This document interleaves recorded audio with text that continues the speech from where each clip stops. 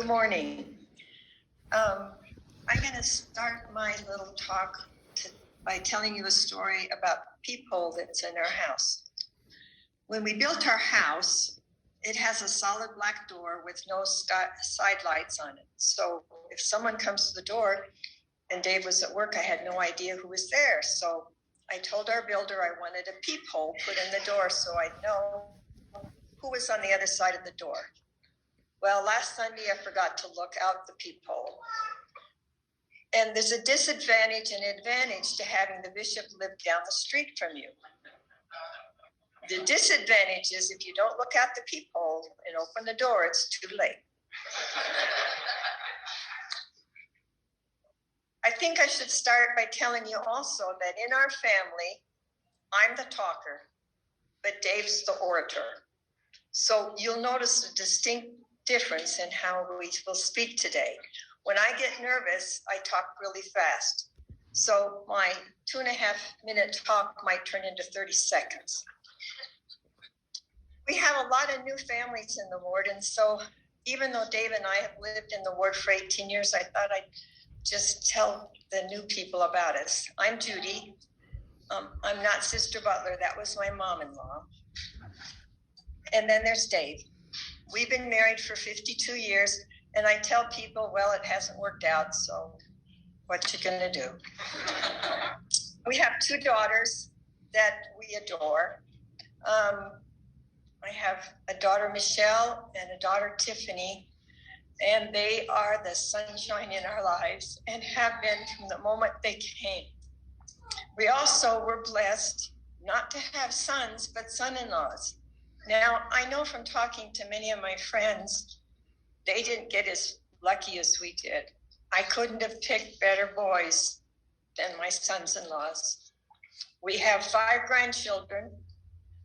And when the first one was born, I thought, boy, I'll never love another child like I do this one. But you know what?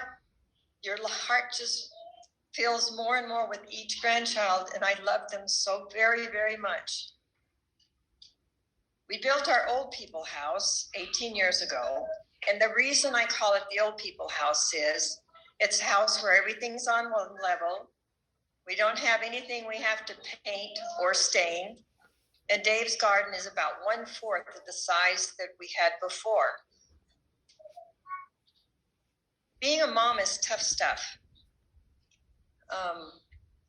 I wish I could say that at age 77, I figured it out, but I can tell you, I don't think you ever really figure it out. It's one of those things in life that you just keep working at.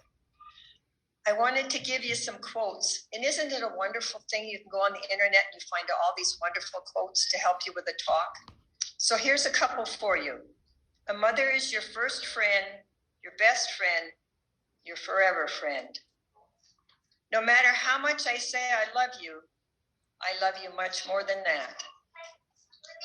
Sometimes I open my mouth and my mother comes out. If you think my hands are full as a mother, you should see how full my heart is. And my favorite is, it's not easy being a mother. If it was, fathers would do it.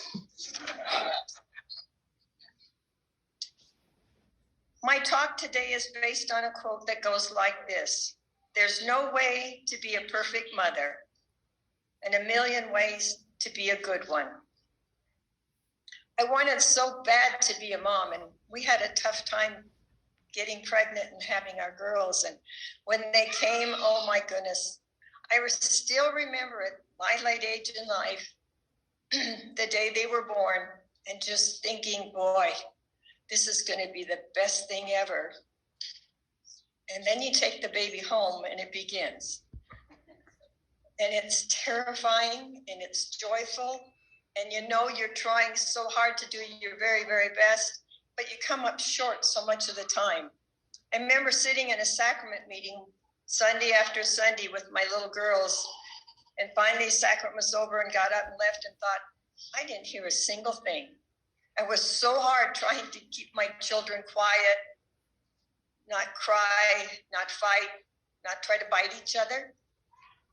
But I never heard a single thing. And to this day, I think, oh my goodness, you moms are doing such a great job. I watch you on Sundays and think, boy, I wish I would have had you to be my role model back then.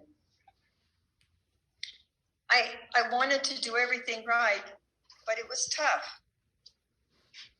I'm a reference librarian. Okay, I'm retired now. I can't tell you how many books I read on child rearing, just trying so hard to see if there was a way to figure out how to be a better mom. Okay, maybe a perfect mom. I remember every morning getting up and praying to do a good job, and every night going to bed and asking for forgiveness because I hadn't come up to snuff. But then one day, I went to a lecture of a child psychologist and listened to all of his words of wisdom. And then the best part was at the very end, he had a question and answer period. And raising my hand and standing up, taking a deep breath and asking, what was the one thing that I could give to my girls as a mother? And he stood there for a while, and several minutes passed, and I thought, this is going to be a good piece of wisdom that's coming. And then he said, let them know that you love them. That's all you have to do. You don't have to be a perfect mom. You just have to let your children know that you love them, that you don't always approve. Sometimes you don't like the things they do, but that you always, always love them.